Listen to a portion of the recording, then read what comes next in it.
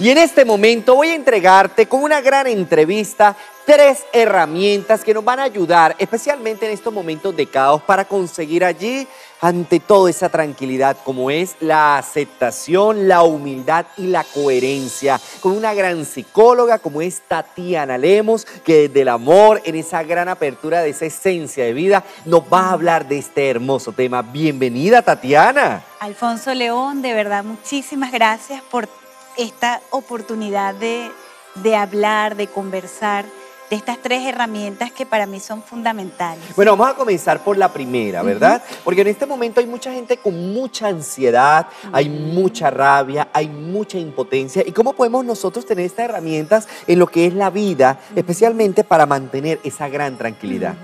Bien, como tú has dicho, la primera herramienta es la aceptación.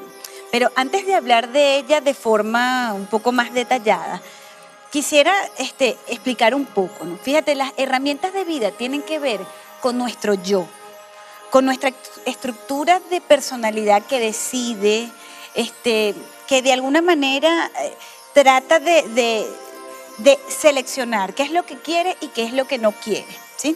O sea, la primera es la aceptación. Fíjate que hablar de aceptación tenemos que referirnos a lo que es no resistirse. Cuando yo defino, oye, ¿qué es eso de aceptar? Es no resistirme, es tratar un poco de soltar, de fluir, como si fuera un río.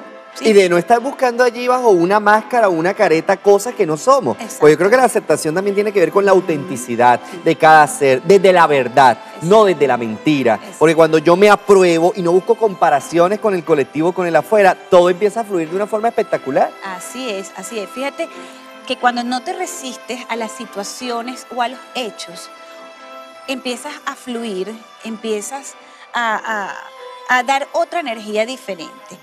Fíjate que la aceptación es fuente fundamental de problemas psicológicos cuando no se da. Por ejemplo, si yo no acepto mi cuerpo, empiezo a tener baja autoestima.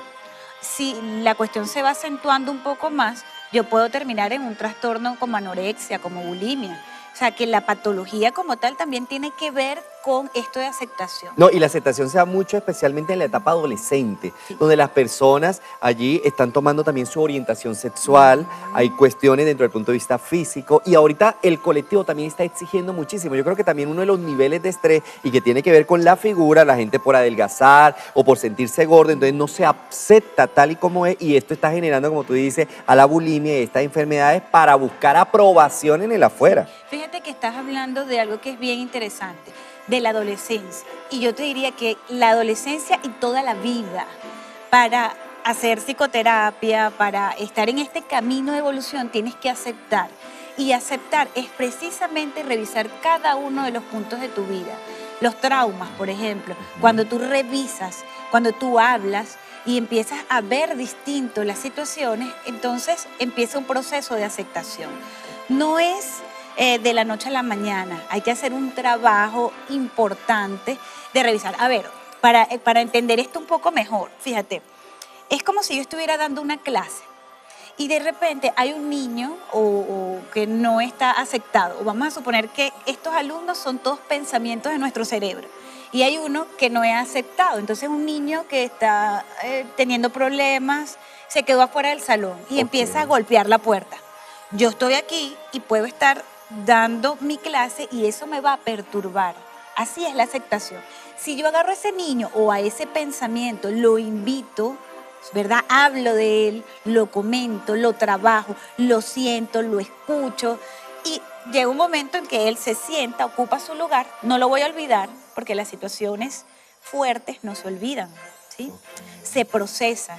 Entonces llega un momento en que esa clase puede ir en paz y ser más productiva. Así es la aceptación. Excelente, yo creo que mejor explicado no pudo haber quedado. Y una de las cosas, hablando de esos procesos, y tú como gran psicólogo que eres, mi querida amiga Tatiana, hablas mucho de lo que es el trauma y aquellos procesos donde las personas, y especialmente en Latinoamérica, porque son muchos los países que llega esta gran señal, esas personas cuando tienen un trauma, puede ser en la infancia, puede ser en la adolescencia o en etapas ya maduras, pero el trauma hace que la gente quede paralizada, quede en shock o bajo una rabia y un resentimiento muy grande. ¿Cómo tú como gran psicóloga que eres puedes dar allí para que la gente empiece a drenar? Yo sé que esto es un proceso, es una terapia, pero hay que comenzar a reconocerla, hay que comenzar a aceptar esa circunstancia. Bueno, una de las primeras cosas que debemos hacer es hablar sobre, ¿sí?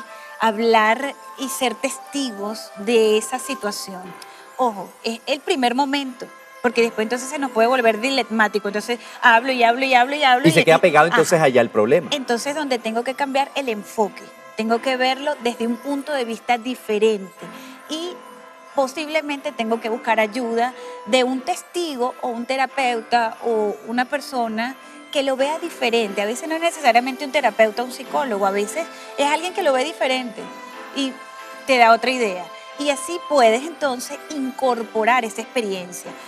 El trauma, ¿por qué se repite o viene a nuestra mente la imagen, por ejemplo, de lo que pasó que no queremos aceptar? Porque es un intento del sistema ser humano por aceptar la experiencia. Cuando ella se incorpora, es como el niñito que dejó pasar y ya no me molesta. No lo voy a olvidar, por ejemplo, una pelea con alguien o una experiencia muy traumática. Mira, gente que pasa por violación, por agresiones, la delincuencia, todo Claro, este porque es tipo un de cosas. impacto. Es un impacto, pero hay que asimilarlas y a eso es lo que se refiere la aceptación. Ya hablamos desde la aceptación, ahora vamos a tocar el tema de la humildad. Cuéntanos, porque esto se está perdiendo y realmente donde nosotros realmente conectamos esa energía de la compasión, esa energía bonita para vivir en nuestro mundo. Fíjate, así como definimos la aceptación, la humildad tiene que ver con un reconocerse, pero un reconocerse objetivamente, Alfonso. Hay un concepto falso de humildad que de repente nos dicen, ¿tienes algún logro? No, mejor no hables mucho de él porque...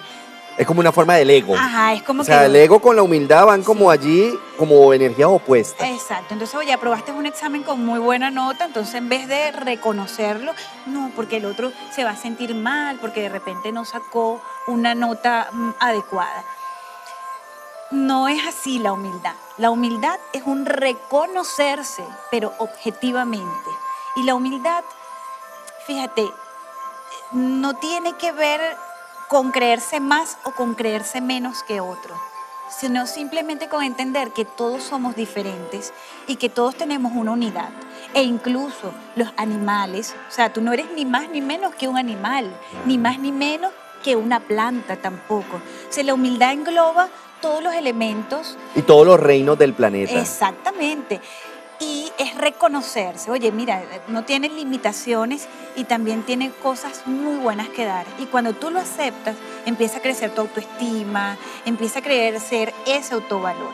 Cuando tú te reconoces a ti mismo, tú puedes reconocer al otro.